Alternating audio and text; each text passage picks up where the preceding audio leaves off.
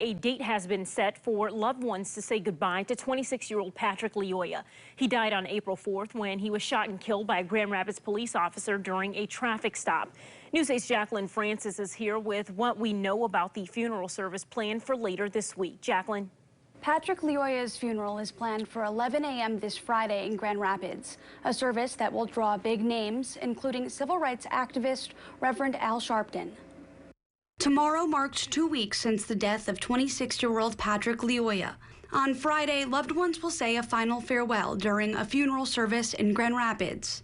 Civil rights activist Reverend Sharpton will give Lyoya's eulogy, just as he did for George Floyd. Sharpton will also help cover the cost of funeral and burial expenses. Lyoya's father, Peter, appearing on MSNBC over the weekend, expressing his gratitude to Reverend Sharpton, speaking through an interpreter. Sir, you said that it will be the one performing the eulogy of Patrick and the ceremony.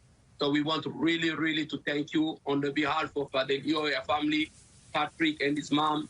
They want to thank you, Reverend, for taking care of it and taking care of the funeral. The service will be held at the Renaissance Church of God in Christ in Grand Rapids. Continue to stand with the family of Patrick. Other speakers will include the family's attorney, Ben Crump, along with the Lyoya's interpreter and spokesperson, Israel Siku, and Kent County Commissioner Robert Womack. Lyoya will be laid to rest amid growing calls for justice. Last week, the city released video from the shooting, showing the moment a Grand Rapids police officer shot and killed Lyoya during a traffic stop.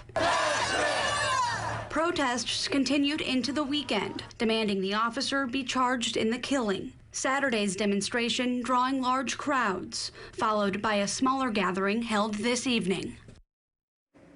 State police are still investigating the shooting involving the unnamed officer.